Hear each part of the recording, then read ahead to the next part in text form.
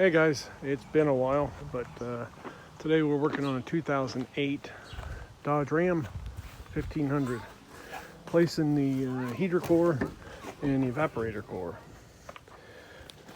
Here's what it looks like after I got it tore out, but I'm going to give you kind of an idea of what you got to take off and the easiest way to get it out.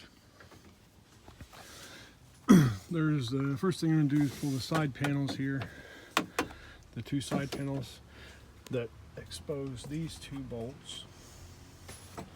Pop all these loose from here, take your antenna off. Do the same thing on the other side. I'm going to pull this here, pull these little side covers, which are here. Those are the bottom ones. And these are the top ones. And pull those off. They're, I think, 10mm bolts.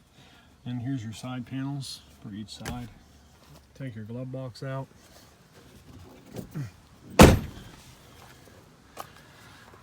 And do the same thing on the other side. And you're going to find that there's two screws that go in here. They go in right here. Two nuts, or screws, actually the screws right there. They go into these here. There's two of them, one on each side. Then you're going to remove these two here also. There's two of these in there. One there, one there. Then you're going to pop this top cover off, which is in the back. This one right here, as you can see, it's all pop, just all poppies. It all goes on there. That just pops off. You have a pop gun or a little popper. That's what I use. Works really good. It's right here. I use a Mac BT326. Just be like this. Pop. Just pops it off. Makes it really nice. Then you're going to have all these bolts up here. Then there'll be two big bolts that hold it to the body. The one over there, and then 1, 2, 3, 4 of the other ones. Those are 10mm and 13 or 12 or 13s. I think 13s. And that'll loosen it up from there. And of course you want to come out here. Let's go over here to the other side.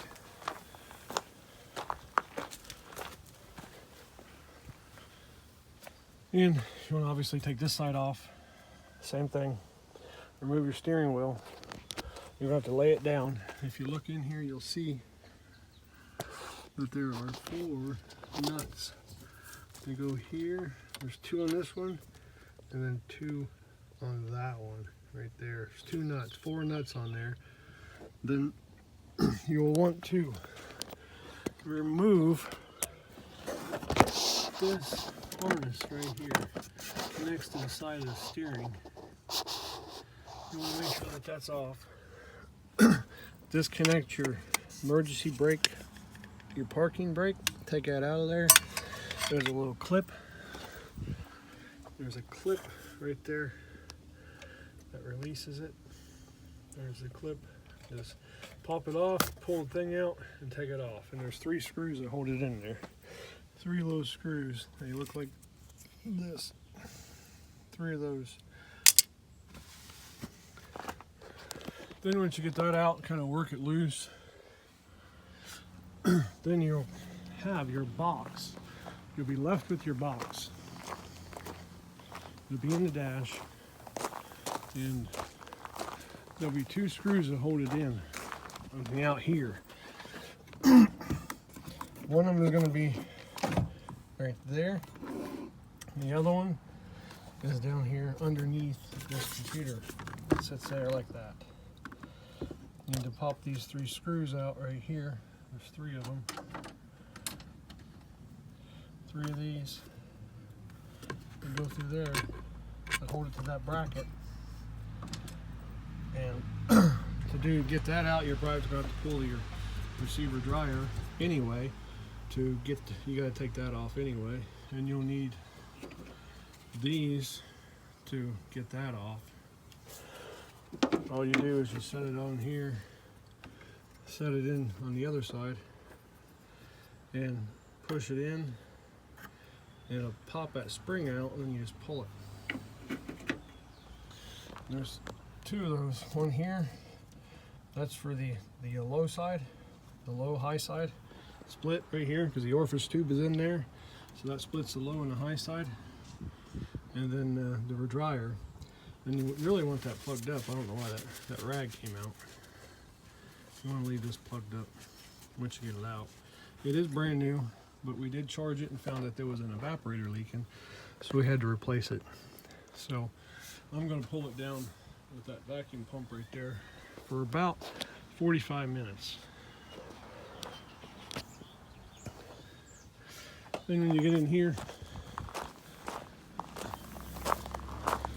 to this box.